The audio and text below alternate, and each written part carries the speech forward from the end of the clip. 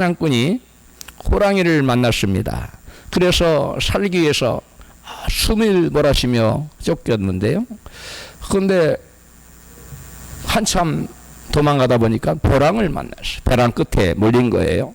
그런데 마침 거기에 등나무가 쫙 들여져 있었어요. 그래서 등나무로 손을 타고 넝쿨을 잡고 매달려서 내려갔어요. 이렇게. 그런데 뒤쫓던 호랑이는 위에서 으르렁거리고 노려보고 있고, 절벽 위에서. 그 다음에 절벽 밑을 내려봐, 절벽 밑으로 뛰어내려 볼까 하고 봤더니 거기는 악어와 독사들이 가득한 호수였어요. 그런데 그 자기가 잡고 있는 이 등나무 넝쿨은 그 위에서 들쥐들이 그 밑둥을 막 갉아먹고 있어요. 이제 떨어져서 독사가 우글거리고 악어가 가득한 그곳에 떨어져 죽는 것은 지금 무슨 문제입니까? 이게 시간 문제입니다. 위로 올라갈 수도 없고 밑으로 뛰어내릴 수도 없는 절망적인 상황에 처한 사냥꾼의 눈에 손이 닿을 만한 곳에 산딸기가, 먹음직스러운 산딸기가 가득 있는 거예요.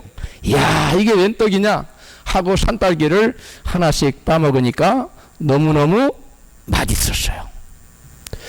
사냥꾼은 손을 뻗어 산딸기를 따먹는 그 달콤한 맛에 취해서 자신이 지금 죽음을 피할 수 없는 절망적인 존재라는 사실을 까마득히 잊고 있습니다.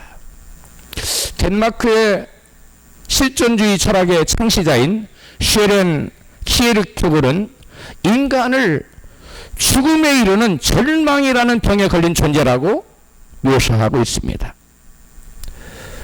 인간은 누구나 잠시 행복하다고 착각할 수는 있지만 결국은 절망 속에 죽을 수밖에 없는 그러한 비참하고 참담한 존재라는 것입니다. 키에르케고르가 말하는 죽음에 이르는 절망이라는 병은 육신의 질병을 말하는 것이 아니라 우리 내면의 심적인 병을 말하고 있습니다. 죽을 병에 걸린 사람도 의사가 당신 췌장암입니다, 당신 폐암 말기입니다 라는 사망 선고를 내리기 전까지는 자신이 건강하다고 생각할 것입니다. 얼마 전에 우리 안타깝게도 우리 조 권사님 제부께서 갑자기 안 아프다고 건강진단도 다 뭐 멀쩡하다고 나왔는데 가보니까 암 말기라. 그래서 지난주에 우리가 장례를 치렀는데요, 사람이 이래요. 자기 건강하다고 생각했다는 거. 돌아가시기 일주일 열흘 전까지도 회사에서 일했어요. 그런데 갑자기 병원에 가보니까 큰 병원으로 가라. 그래서 큰 병원을 열어봤더니 뼈에까지 암이 다 퍼져서 더 이상 손을 쓸 수가 없다.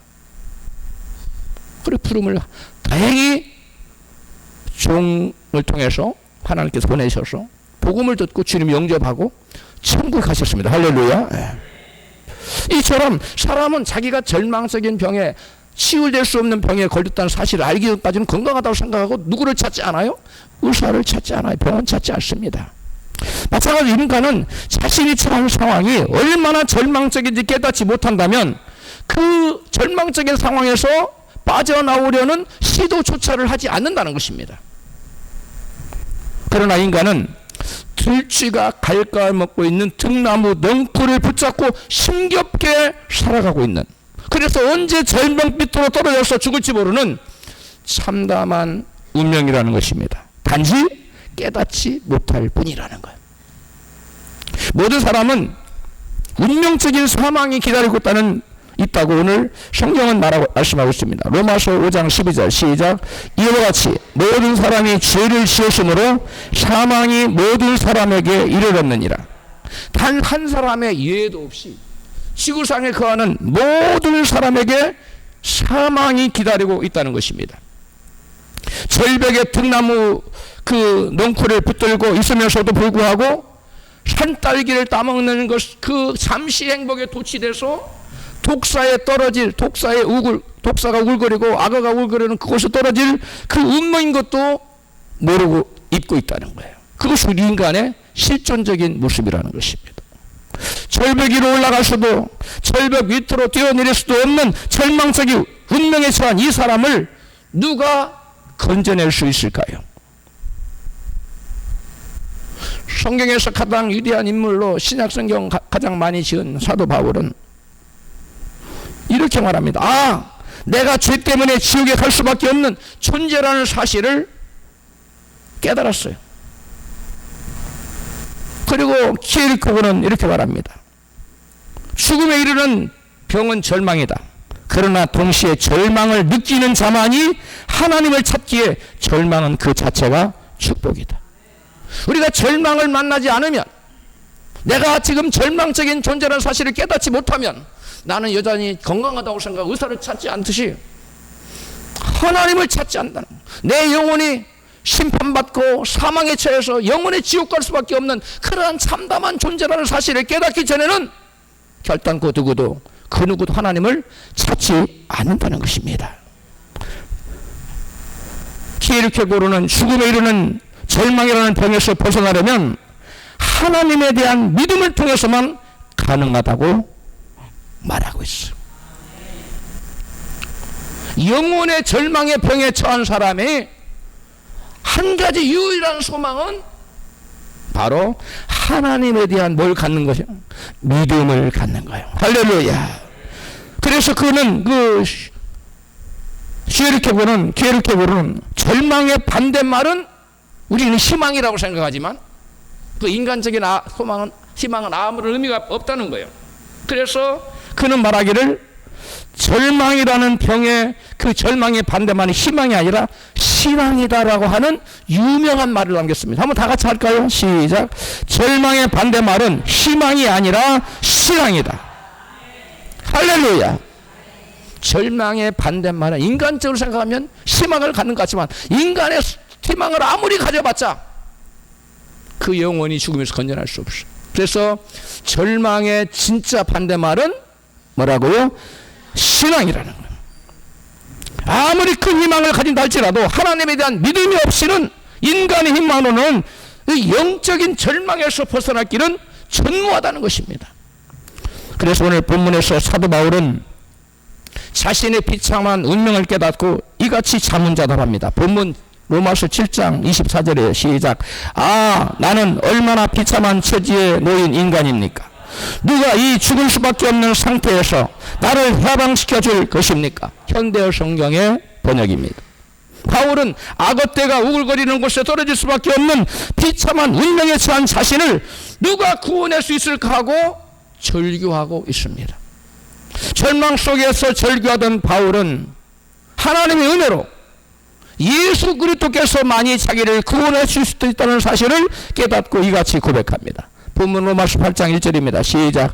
그러므로 이제 그리스도 예수 안에 있는 자에게는 결코 정죄함이 없나니 이는 그리스도 예수 안에 있는 생명의 성령의 법이 죄와 사망의 법에서 너를 해방하였습니다. 할렐루야.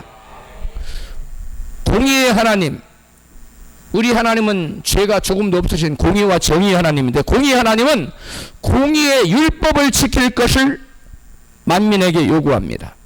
율법의 요구는 뭐냐? 율법 온전히 지키라는 거예요. 100%, 100% 지키라는 거예요.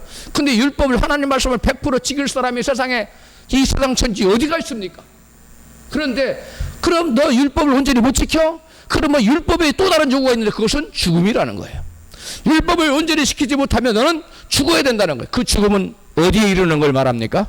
지옥에 이르는 것을 말합니다. 그래서 죄의 값은 사망이라고 성경은 분명히 말씀해요. 그래서 우리가 죄를 지으면 죄의 값인 사망을 공의의 법은 율법을 우리에게 요구한다는 거예요.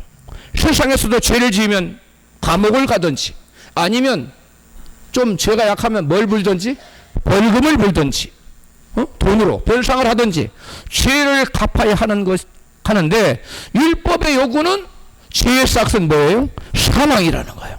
로마서 6장 23절에. 그런데 육신이 약하여 율법을 지키지 못하고 죄를 지은 사람은 죄값으로 죽는 것이 바로 율법의 요구를 이루는 거예요. 내가 율법을 온전히 못 지켰어요. 원래 율법 요구는 뭐예요? 율법을 온전히 지켜라. 100%. 근데 지킬 수 없어요? 그러면 너는 너의 영혼의 영혼을 내놔라. 죄의 값은 사망을 요구한다. 이게 율법의 요구입니다. 그래서 죄를 지은 인간은 율법의 요구를 이루기 위해서 죄값으로 사망, 즉 지옥에 가야 하는 것이 인간의 참담한 운명이라는 것입니다. 그런데 하나님께서 우리 대신 율법의 요구를 이루시려고 당신의 아들을 죄된 육신의 모양으로 보내셔서 우리의 죄값을 대신 갚아주게 하셨어요. 할렐루야.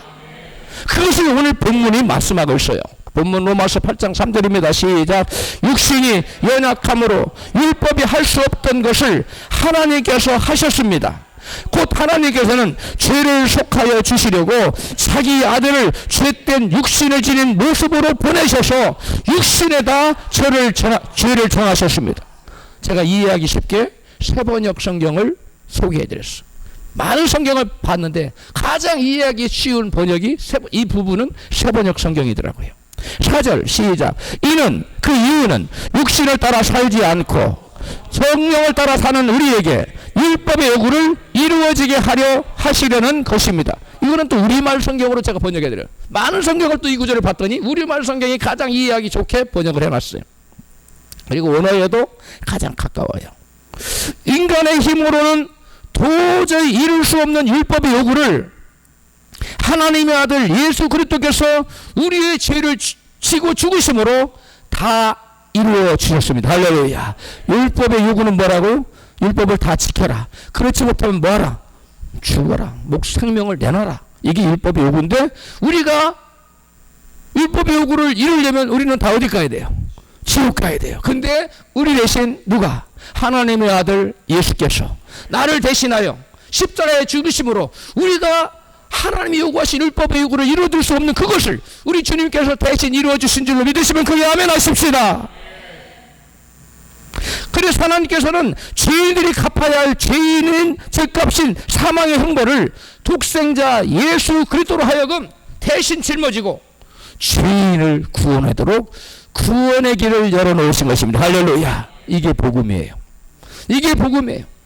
성경이 우리에게 등나무 붙잡고 들쥐가 갉아먹어서 언제 떨어질지 우리가 의지하고 있던 이 줄이 끊어질지 모르는데 그래서 영원히 죽을 수밖에 없는 참담한 운명에 처한 우리들을 하나님께서 독생자를 보내셔서 올라갈 수도 없고 내려갈 수 없는 그 사람들을 예수 그리스도로 말미암아 구원해 주신 줄로 믿습니다.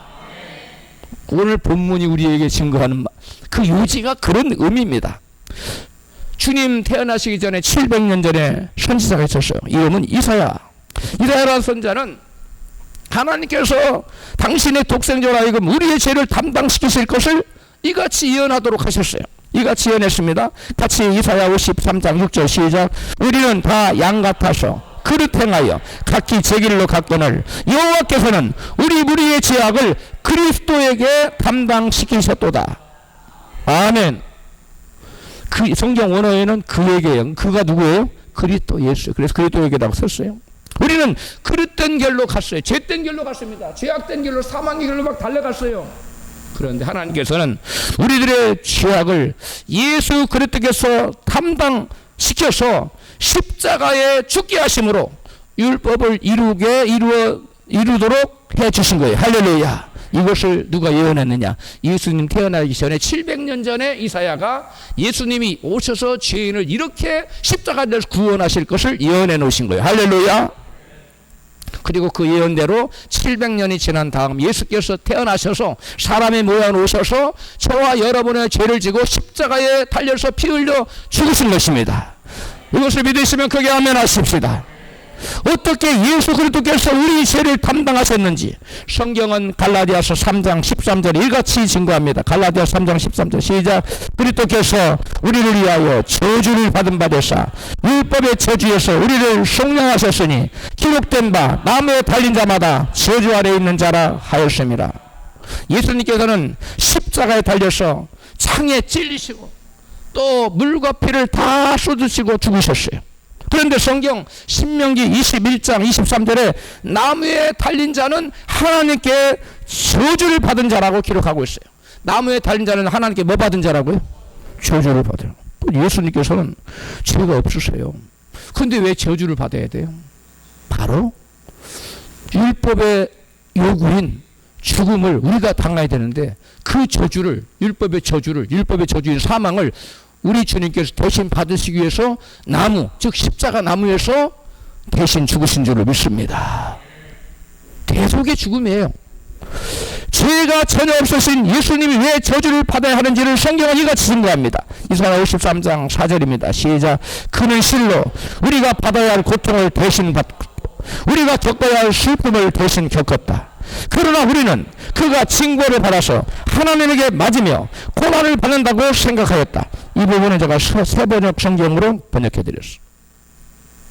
그가 고통을 받고 슬픔을 겪고 그가 징벌을 받고 하나님께 맞고 고난을 받는 것은 바로 당신의 죄 때문이 아니라 저와 여러분의 죄 때문에 우리가 갚아야 될 율법의 요구의 사망을 주님께서 십자가에서 대신 받으신 거라는 거예요. 예수님의 십자가의 고난은 자신의 죄 때문이 아니라 우리가 받을 저주를 대신 짊어지신 대속의 고난이었다고 바로 말하고 있는 거예요. 하나님께서는 인간이 범죄하자마자 곧바로 구원계획을 세우셨어요. 바로 죄 없으신 당신의 아들 독생자를 보내서 율법의 요구를 죄에 쌓인 사망인 율법의 요구 십자가의 죽으심으로 대신 받도록 해야 되겠다고 하나님이 구원계획을 세우시고 때가 참에 지금으로부터 약 2000년 전에 하나님의 독생자 예수님을 보내신 거예요. 할렐루야. 그것을 아담이 범죄한 직후에 하나님께서 그 하나님의 구원 계획을 선포합니다. 창세기 3장 15절입니다. 시작. 내가 너로 여자와 원수가 되게 하고 너의 후손도 여자의 후손과 원수가 되게 하리. 여기 여자 후손은 예수 그리스도예요. 그 다음에 여자 후손은 네 머리를 상하게 할 것이요 너는 그의 발꿈치를 상하게 할 것이니라. 여기 여자의 후손은 예수님이고 너는 마귀예요. 그런데 예수님의 후손은 와서 마귀의 머리를 깨뜨려 버리고 마귀는 그 여자의 후손인 예수님을 어디를 상하게 한다고요? 발꿈. 예수님은 손에만 못이 바뀐 것이 아니라 어디도 못이 바뀌었어요. 발에도 못 바뀌었어. 손에만 바뀌면 무게의 그 하중을 견디지 못해서 떨어져 버려요. 찢어져서. 그래 발에도 바뀌어. 엉덩이에다도 뭘 받침대를 받쳐 떨어지지 않도록. 그래서 예수님이 이 땅에 오셔서 여러분 십자가에 달려서 죽으심으로 우리의 죄를 대신 갚아주실 것을 구원 계획을 하나님 미리 선포하신 거예요. 여기서 예수 그리스도를 왜 여자의 후손이라고 지칭하고 있을까요? 하나님 독생자 예수 그리스도께서는 죄를 지은 아담의 피를 받은 남자의 후손으로 태어나면 죄인을 구원할 수 있는 구원자의 자격을 갖추지 못하기 때문에 구원자의 자격을 갖추려면 죄인으로 태어나면 된다고요? 안 된다고요? 안 돼요. 죄가 없는 분으로 와야 돼요. 그래서 하나님이 보내시기로 한 구원자는 반드시 죄가 없이 태어나야 하는데 남자의 후손으로 남자의 피를 죄인의 피를 받고 태어나면 죄의 피를 받아 그도 역시 뭐가 되어버리는 거예요? 죄인이 되어버리는 거예요. 여러분 수렁에 빠진 사람이 다 수렁에 빠져 내가 너 건져줄게 가능합니까? 다 같이 더 수렁이 더 깊이 빠져요. 감옥같이 사형수가 또 다른 사형수가 내가 너를 위해 죽어줄게 너는 살아나 그게 말이 됩니까? 지는 자기 죄에 죽기 바빠요. 그러므로 죄인은 또 다른 죄인을 구원할 수 있습니까? 없습니까? 없습니다. 그러므로 구원자는 반드시 죄가 없는 분으로 오셔야 돼요. 할렐루야. 그래서 예수님 탄생 700여 년 전에 이사야 선지자는 하나님의 독생자가 처녀의 몸을 통해 이 땅에 태어나실 것을 이같이 예언했어요. 이사야 7장 14절입니다. 시작. 주께서 친히 징조로 너희에게 주실 것이라. 보라 처녀가 잉태하여 아들을 낳을 것이요 그 이름을 임마누엘이라 하리라. 임마누엘이라는 뜻은 하나님이 우리와 함께 있다는 거예요. 하나님 그 처녀가 잉태한 아들을 낳았는데 그 이름이 임마누엘이에요. 하나님 우리와 함께 하신 하나님, 우리와 함께 하신 하나님이라는 뜻이에요. 할렐루야. 여러분 하나님께서는 구원자가 아까 여자의 후손 오실 것을 아담의 범죄 직후에 선포하셨다 그랬죠? 예언하셨다고 하셨죠? 그런데 이제 시간이 한참 지난 다음에 예수님 오시기 700년 전에 이사야 선지자를 통해서 다시금 예언을 한 거예요. 보라 누가 잉태하여? 처녀가 잉태할 수 있어요? 불가능하죠. 그런데 하나님이 불가능한 것을 예언하게 하셨어요. 그래서 처녀가 잉태해서 아들을 낳았는데 그 아들은 임마누엘 우리와 함께 하신 하나님이라는 거예요. 할렐루야. 그래서 그 예언이 성취되는데 성경에 보면 예수님에 대한 예언이 수없이 많이 나와요. 그런데 예수님이 언제 태어날지, 예수님 태어날 때 1년도 안 틀어 정확한 그때에 태어나셨고요. 다니엘이 예언해놨어요. 어디서 태어날지 미가가 예언해놨어요. 베들레헴에 태어날 것이다. 그냥 태어나서 십자가 잘 죽으시고 우리 죄를 지고 죽으실 것 이사야가 예언해놨고, 이 예수님이 나사렛에서 자랄 것, 예수님이 죽었다가 다시 부활하실 것, 이런 것도 다윗이 예언해놓고, 성경에 이렇게 예언했는데 성경 예수께서 너희가 성경을 요한복음 5장 39절에서 너희가 성경에서 영생을 얻는 생각하고 성경을 사용하거니와 이 성경은 내게 대하여 증거하시는 거였어요. 할렐루야. 근데 그 예수님에 대한 증거, 예수님에 대한 예언이 성경에 몇 가지, 저는 안 써봤어요. 4,000가지가 나온대요. 4,000여 가지. 그런데 그 예수님에 대한 모든 예언이 딱 하나만 빼놓고 다 성취가 됐어요. 할렐루야. 역사적으로 다 이루어졌어요. 여러분, 어떤 예언가가 지금까지 예언을 했는데 9가지를 맞췄어요. 10번째 예언했어요. 10번째 예언 여러분 믿겠어요? 안 믿겠어요? 대부분 믿죠. 근데 100가지 예언했는데 99가지가 성취되고 한 가지 남았는데 한 가지가 예언이 이루어질 걸 여러분 믿어야 안 믿어요? 그것도 믿지요. 근데 4,000가지를 예언했는데 4,000여 가지고요. 정확히 4,000가지는 4,000여 가지는 그 중에 하나만 빼놓고 다 이루어졌어요. 나머지 하나도 이루어질까요? 안 이루어질까요? 이루어지죠. 예수님에 관한 예언이 그렇다는 거예요. 그 예수님에 관한 나머지 하나의 예언은 뭐냐? 예수님이 다시 재림하신다는 거예요. 할렐루야. 재림하셔서 죄인들을 심판하시고, 세상에 무도한 자들 많잖아요. 에? 정말 저 사람은 가만둬서 안 되겠다 싶은 사람 있잖아요. 근데 세상에서 너무 착한데 또 억울한 일 당한 사람 많잖아요. 하나님은 죄인을 심판하시고 예수님 다시 오셔서 의인은, 예수 믿는 사람은 구원하신다는 거예요. 그게 주님의 재림입니다. 할렐루야. 그래서 예수님 이 땅에 오신다고 했는데 그 예언이 여러분 처녀가 잉태해서 아들을 낳았다, 그 예언이 그대로 성취됐다고 마태는 증거하고 있어요. 마태복음 1장 18절입니다. 시작. 예수 그리스도의 나심은 이러하니라. 그 모친 마리아가 요셉과 정혼하고 동거하기 전에 성령으로 잉태된 것이 나타났더니 주의 사자가 현몽하여 가로되 다윗의 자손 요셉아, 네 아내 마리아 데려오기를 무서워 말라. 저에게 잉태된 자는 성령으로 된 것이라. 아들을 낳으리니 이름을 예수라 하라. 이는 그가 자기 백성을 저의 죄에서 구원할 자이시라 하니라. 아멘. 이 요셉이 마리아와 정혼을 했어요. 아직 동거하기 전이에요. 같이 살기 전이에요. 근데 임신 소식이 들려와요. 한 번도 같이 산 적이 없는데. 그래서 가만히 끊고자 했는데 성령께서 그거는 사람으로 말미암아서 잉태한 것이 아니라 누구로 말미암아? 성령으로. 하나님의 성령의 능력으로 잉태된 것이니까 넌 두려워 말라. 그 아들을 낳을 건데 이름을 예수라라. 이름은 예수라는 이름 뜻이 구원자라는 뜻이에요. 그래서 그가 바로 이 백성을, 그 백성들의 죄에서 구원할 자이기 때문에 이름을 예수라라. 그래서 하나님의 능력으로, 하나님의 성령으로 태어나실 것을 요셉에게 꿈으로 현몽해서 가르쳐 주었다는 거예요. 예수님은 어느 날 갑자기 짠짠짠 나타나서 내가 하나님이다, 나를 믿으라 하지 않았어요. 내가 메시아다, 내가 구원 말하지 않았어요.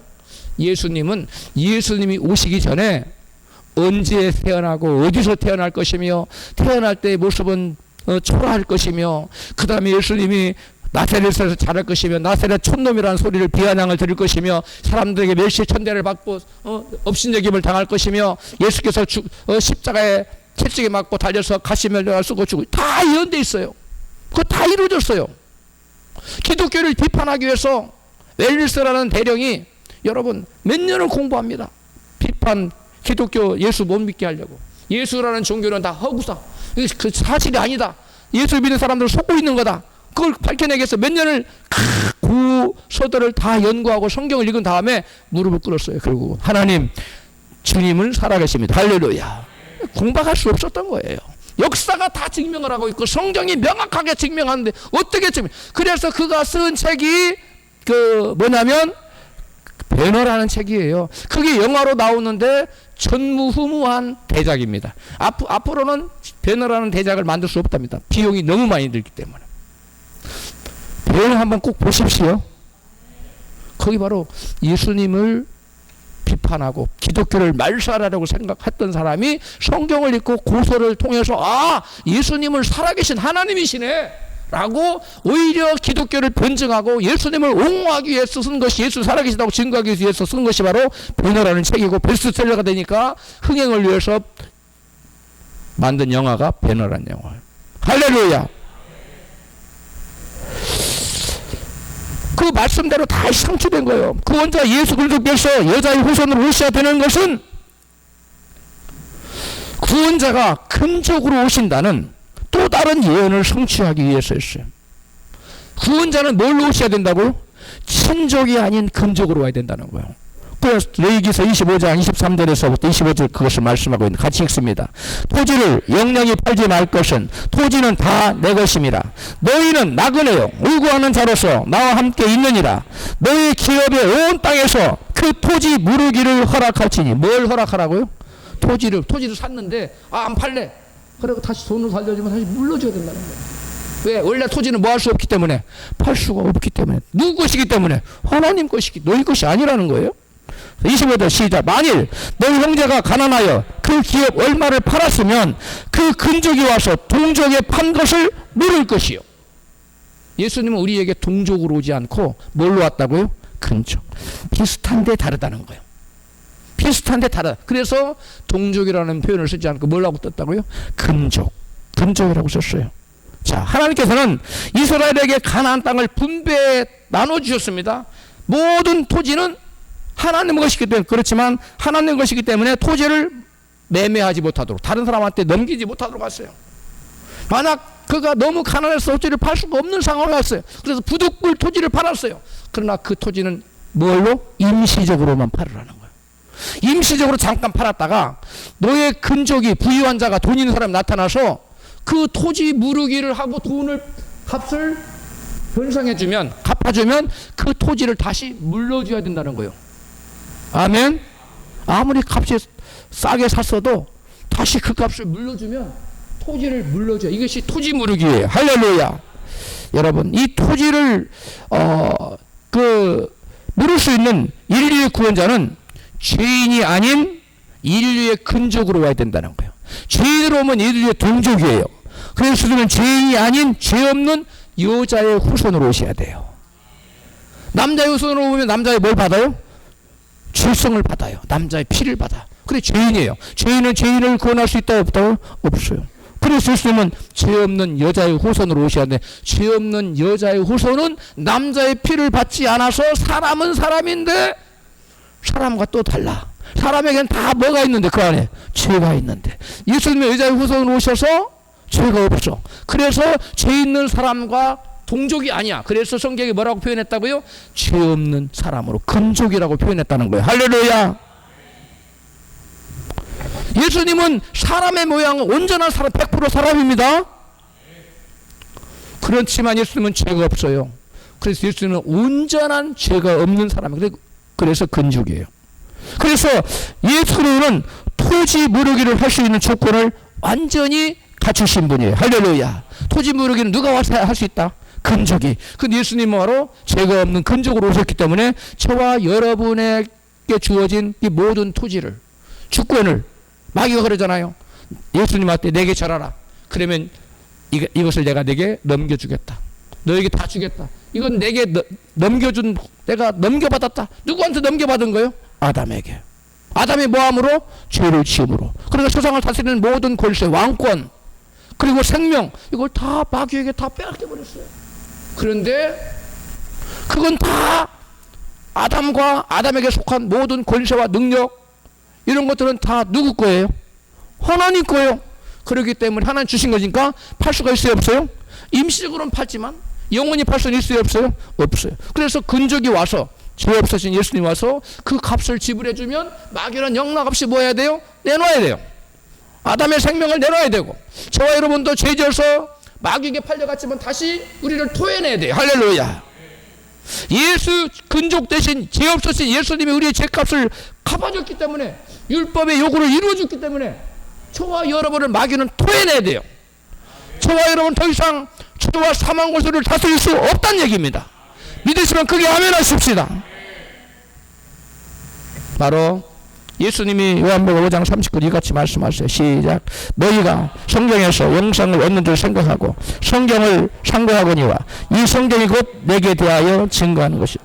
성경 기록된 모든 말씀이 누구에 관한 얘기예요? 예수님의 자신에 관한 얘기라는 거예요. 따라서 이스라엘 백성에게 허락하신 토지 무르기의 법도 사실은 인류의 근족으로 오셔서 우리 인간을 구원하실 예수 그리스도에 관한 얘기라는 거예요. 토지 무르기 그 법도 누구 얘기라고요? 예수님의 얘기라고요. 근족 되신 예수님 얘기라고요. 아, 이스라엘 백성 이런 토지법을 갖고 그렇게 생각하면 안 된다는 거예요. 거기에 깊숙한 내면의 의미 담겨져 있는 의미는 우리의 근족 되신 우리의 죄값을 대신 물어주실 수 있는 바로 하나님 보내신 구원자, 여러분 토지 무르기도 해줄 수 있는 근족 되신 예수님의 얘기라는 거예요. 깨달아졌으면 크게 아멘 하십시다. 이스라엘의 모든 토지는 하나님의 소유인 것처럼 아담과 그의 소유 또한 하나님께 속한 것으로 영영이 팔 수는 없었어요. 하나님이 근족을 보내서 근족이 나타나서 다시 내놔. 그 값 지불해 줄게 하면 내놔야 된다는 거예요. 그런데 그 값이 뭐예요? 죄값은 뭐예요? 사망. 죄값은 사망. 예수님이 내가 십자가에서 피 흘려 죄값 갚았잖아. 그러니까 내놔. 그래서 저와 여러분을 마귀의 손아귀에서 다 토해내게 하신 줄로 믿습니다. 우리는 죄와 사망에 다 삼킨바 되었어요. 우리는 마귀에게 삼킨바 되었어요. 예수께서 십자가에서 저와 여러분을 위해서 피 흘려 죽으심으로 죄값을 갚아주심으로 토지 무르기의 그 값을 갚아주기 때문에 마귀는 저와 여러분을 다 토해내셔야 돼요. 그래서 저와 여러분에게 예수 그리스도의 생명이 우리에게 부어지는 줄로 믿습니다.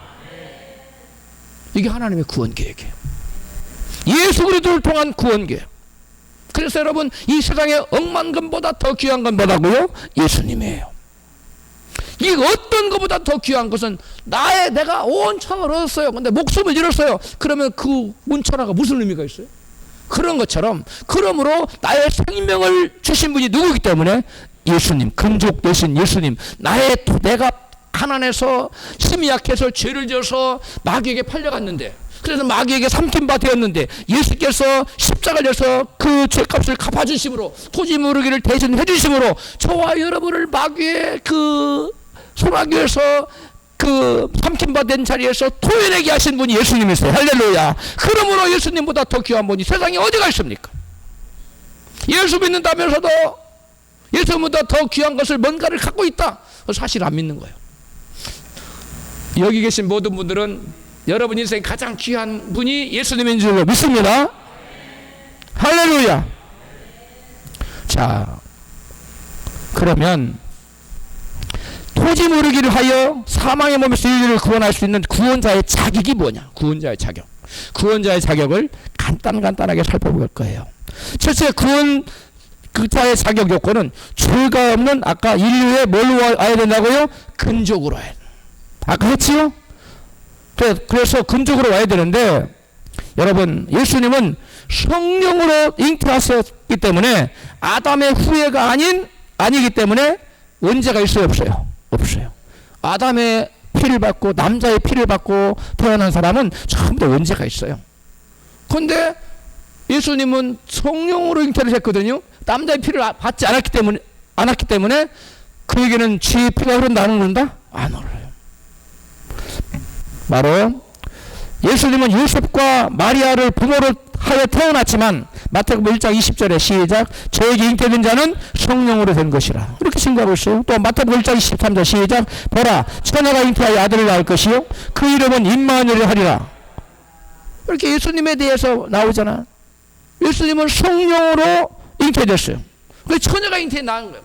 인간의 발상과 능력으로는 불가능한 거예요. 사람이 할 수 없는 그 일을 누구나 하신다. 하나님 하세요. 그리고 전능하신 하나님 못할 게 뭐 있어요? 욥기 기자는 태양이 지구를 돈다고 그랬는데 욥기 기자는 뭐냐면 하나님께서 이 지구를 공중에 매달아 놨다고 그랬어요. 과학자들이 밝히기도 전에 지구가 공중에 매달려 있어요? 안 매달려 있어요? 매달려 있죠. 하나님께서 가신 거예요.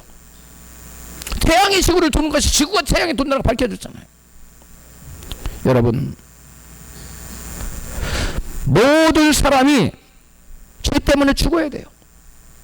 그 죽을 수밖에 없는 운명에 처한 비참한 인간들을 하나님께서 구원하시기 위해서 여러분 예수님을 근족으로 보내시기 위해서 동정녀 마리아 처녀의 몸에서 잉태하여 태어나도록 하신 거예요. 믿으시면 아멘 하십시다. 우리 전능하신 하나님께서는 사람의 남자의 정자와 여자의 난자가 결합하지 않아도 성령의 능력으로 그 누군가를 얼마든지 잉태하게 하실 수 있어요? 없어요? 있어요. 천지 만물을 무에서 유로 창조하신 분이 하나님이세요. 사람은 뭔가가 있어야 그 재료를 가지고 만들어요. 그러나 하나님은 아무것도 없어도 없는 것에서 있는 것을 믿도록 하시는 분이 하나님. 할렐루야. 무에서 유를 창조하신 그 전능하신 하나님이 남자의 난자와 여자의 잘못했나? 남자의 정자와 여자의 난자가 안 만나도 사람을 만드실 수 있는 분이 우리 하나님이심을 믿으시면 하면 합시다.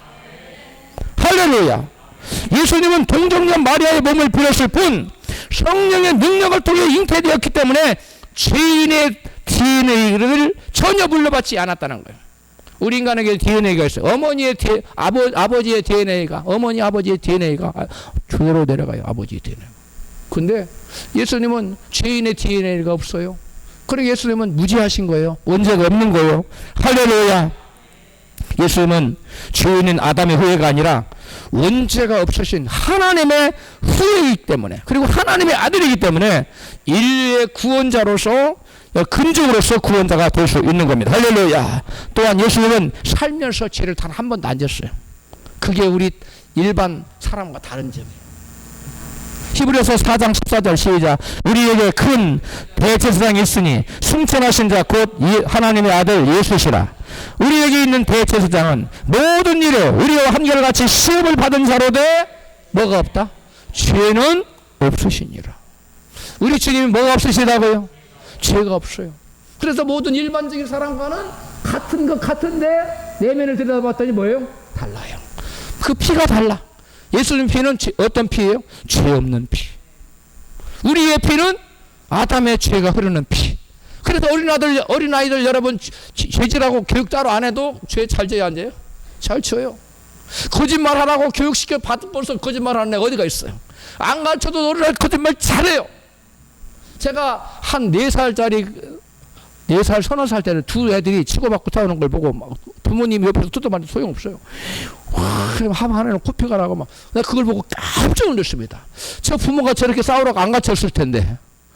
그 두 아이가 막 주먹을 치고 막 싸우는데, 야, 이 사람은 태어날 때부터 이 죄성이 있구나. 내가 그걸 보고, 야, 이 인간은 아담의 피를 받은 사람 어쩔 수 없구나. 여러분 자녀들도 보니까 거짓말 치고 죄질하고 안 해도 잘해요, 안 해요? 잘하잖아요. 아담의 피를 받았기 때문에. 그의 죄의 값은 뭐예요? 사망이에요. 그 죄 값 때문에 이 세상에서도 고통을 받는 거예요. 근데 예수를 믿으면 죽어서만 구원받는 이 땅에서도 그 죄의 결과인 여러 가지 고통에서 벗어날 수 있어요. 저주에서 벗어날 수 있어요. 믿으시면 아멘 하십시다. 여러분, 히브리서 기자는 우리처럼 예수님의 죄의 유혹을 받으셨지만, 시험을 받았지만 우리와 달리 죄가 없으신 분이라고 명백하게 증거하고 있어요. 그러므로 예수님은 죄가 없으신 근족이라 우리를 죄에서 구원하신 구원자의 자격을 갖추신 거예요. 그렇다면 예수님이 죄 없는 인류의 구원자는 근족이라는 증거가 뭘까요? 요한복음 1장 1절 시작. 이 말씀은 곧 하나님이시니라. 그렇게 말씀했어요. 그럼 요한복음 1장 10절에 보니까 시작. 말씀이 육신이 되어 우리 가운데 거하심에. 이 말씀이 누구였는데? 하나님. 하나님 우리 가운데 오셨다는 거예요. 육신을 입고. 그분이 누굽니까? 예수님이에요. 할렐루야. 말씀이 육신이 되었다는 말은 말씀이신 하나님께서 살과 뼈를 가진 사람의 몸을 이 땅에 입고 오셨다는 거예요. 그분이 누구시라고요? 예수님이시라는 겁니다. 예수님은 사람의 죄를 대속하기 위해서 사람의 몸에서 태어났으며 사람처럼 기쁨과 슬픔과 고통을 느끼시고 배고픔도 느끼시고 피곤함도 느끼셨어요. 예수님은 하나님 아들이니까 피곤함도 모르고 막 그런 게 아니에요. 밤에는 주무셨을 됐어요. 물론 밤새도록 밥이 맞도록 기도를 한 적도 있지만, 여러분 기도하는 거 빼놓고는 철회하지 마세요. 제가 철회를 좀 자주 했거든요. 기도 말고 다른 일로도. 기도할 때는 하나님이 지켜줄 줄 믿습니다. 역사적으로 예수님께서 사람을 이 땅에 오셨다는 확실한 증거가 있어요. 그것은 예수님의 탄생의 그 탄생 시점을 기점으로 하여 기준! 군대에서 하나 불러다가 기준, 손 들고 기준하면 좌우로 막 쓰잖아요. 그 사람이 기준이 되어서. 근데 역사의 기준은 누구냐? 예수님이시라는 거예요. 세계 역사를 날짜를 정할 때 그 기준이 누구냐? 예수님이에요. 그래서 BC와 AD로 나눠요. 예수님 태어나기 전을 뭐라고 그러냐면 비포 크라이스트라고 그래요. 그래서 그것은 뭐냐면 예수님의 태어나시기 이전의 역사를 말할 때 BC라고 그래요. 그 BC는 줄임말이에요. 비포 크라이스트. 예수님이 태어나시기 전 이전의 시점. 이게 얘기예요. 할렐루야. 그 다음에 AD. AD는 뭐냐? 아노 도민이라는 말이에요. 이는 라틴 말로 주님의 연대라는 뜻입니다. 그 주님의 연대라는 뜻인데 예수님 탄생 이후의 역사를 가리킬 때 AD라고 말해요. 할렐루야. 역사의 기준점이 누구라고요? 예수님. 그 예수 태어나지도 않았는데 세상에 사람은 오지도 않았는데 사람들이 지어내가지고 예수를 기준으로 삼겠어요? 아니에요. 얼마나 많은 비판자들이 얼마나 기독교를 말살하려고 들었는데 그 짓을 가지고 가설을 세울 수 있음을 역사의 기준이다 라고 말하겠어요? 여러분, 예수님이 역사의 기준이라는 것은 바로 역사의 기준일 뿐만 아니라 모든 사람의 기준이기도 하세요. 할렐루야. 우리 모두는 예수님을 닮아야 돼요. 우리 모두는 예수님의 길을 걸어야 돼요. 그 예수님의 기준이 되는 거예요. 할렐루야. 역사의 기준 시점 자체가 예수님의 탄생 시점인 사실 자체가 예수님께서 분명히 사람으로 오셨다는 것을 명백히 증거하는 사실이에요. 그 다음에 토지 무르기를 할 수 있는 여러분 두 번째 구원자의 자격 요건은 율법의 요구를 이루실 수 있는 분이란다.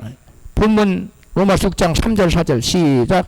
율법이 육신으로 말미암아 연약하여 할 수 없는 그것을 즉 율법의 요구를 이루는 일을 그것은 그 말이에요. 하나님은 하시나니 그 죄를 인하여 자기 아들을 죄 있는 육신의 모양으로 보내어 그리스도 예수의 육신의 죄를 정하사 육신을 쫓지 않고 그 영을 쫓아 행하는 우리에게 율법의 요구를 이루어지게 하려 하심이니라. 아멘.